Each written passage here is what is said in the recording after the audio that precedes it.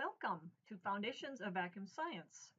I'm Dr. Ruth Robinson. I'm a professor of chemistry here in Normandale Community College, and you should be taking this course if you are interested in pursuing a career in vacuum technology, or you're already in the field and you want to improve your understanding of basic science and math concepts to use in your work. We've designed this course to cover specific math, chemistry, and physics concepts that are needed for success in vacuum science. It would take lots of different college courses to gain all the knowledge needed in all those subjects, and we've combined all of it into one course focused specifically on vacuum technology. While the details of vacuum technology itself will be in subsequent courses, we will occasionally use examples from vacuum science in order to show our concepts. So this is the only time you're actually going to see me in the course. You're going to hear my voice a lot, and I'm kind of glad you don't have to see me again because I'm not really good on camera, but I will be talking a lot. All the lesson videos are going to have my voice talking to you while you look at some content on videos.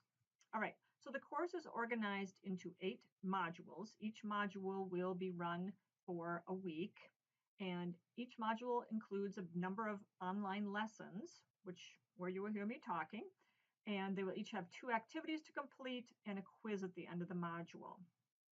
It's estimated that the average student will need 10 hours or less to complete all of the things you need to do in a week. You may need more or less depending on your prior knowledge and other factors.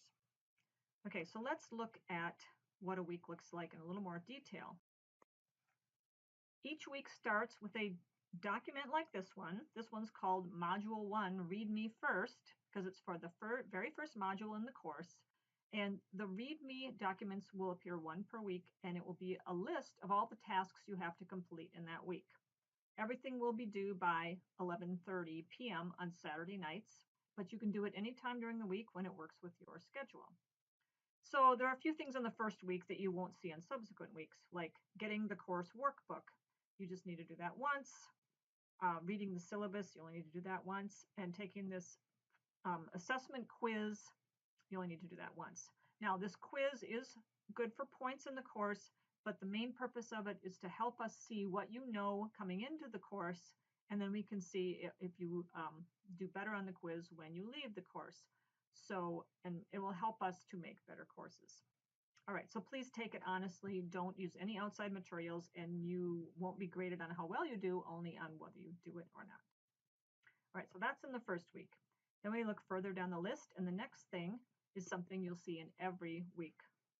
Okay, that's a list of content videos. The first one's called Pure Substances and Mixtures, and so on and so forth. There's 4 videos there first to watch. And while you're watching the videos, you're going to be taking notes in your course workbook that you purchased, hopefully, in step 1. So let's look at the course workbook. So here's a view of the table of contents of the course workbook. Okay, and the course workbook is actually where you take your notes on the videos. So there's module 1 and all of the videos you need and what page number they're on, module 2, etc., etc. Okay, up through module 8. And then starts the actual video notes. Okay, so the first lesson is on pure substances and mixtures. And here are the backbone notes for the first lecture, the first lesson. It talks about salt and water and mixtures and pure substances and all that stuff. And there's a lot of blanks in the workbook. And while you watch the video, you're going to fill in all these blank places. Now, during every video, there's going to be some places where it says, try this in a box. And there's going to be a question based on what you just learned. So you're supposed to try this yourself. So what you should do is when you see the try this, pause your video and try to answer the question yourself, and then restart the video and I will work it out for you. So those appear sometimes 1 in a video and sometimes more than 1. Okay, so then you just keep going through for every video and take notes and fill in your entire course workbook. So back to the README list. So you're going to check off in these little boxes as you watch each video, and again, take notes in the workbook as you watch. That is the way to interact with the lesson as best you can, but not also require you to write everything down. Some of it's already written down for you. You don't have to write it, and yet you get to interact and write some of it yourself. All right, and then there is, in every module, there are 2 activities. Here's activity 1.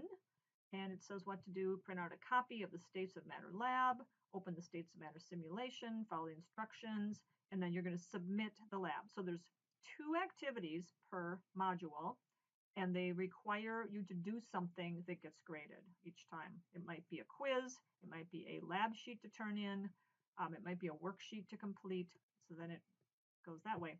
Then, in this particular module, there's also more videos after that.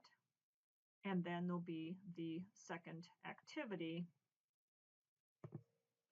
As you scroll down, the list, you'll see that there's a second activity, which is building an atom simulation. And then finally, there's a module 1 quiz. So after you've completed everything else on the list, you should take the quiz. The quiz is supposed to be a summary of everything you've done, and that completes the module. After you've completed 4 modules, so after 4 weeks, there'll be a midterm exam. The midterm exam is a little different than the quizzes because it is timed. The quizzes, you get unlimited time. You can look through all your notes and take all the time you want to answer them. But the midterm exam is going to be for a limited amount of time so that you have to rely on what you've learned and not so much looking things up. All right. And the midterm exam will cover first 4 modules. Then at the end of the course, there's a final exam that covers the entire course. So that's an overview of the entire course. And I welcome you to ask me questions. There are lots of places you can find my email address. And so I encourage you to call me if you're having trouble, or if you have suggestions, or you can't find something. Please let me know. I answer emails quite quickly. And anyway, let's get started on the course.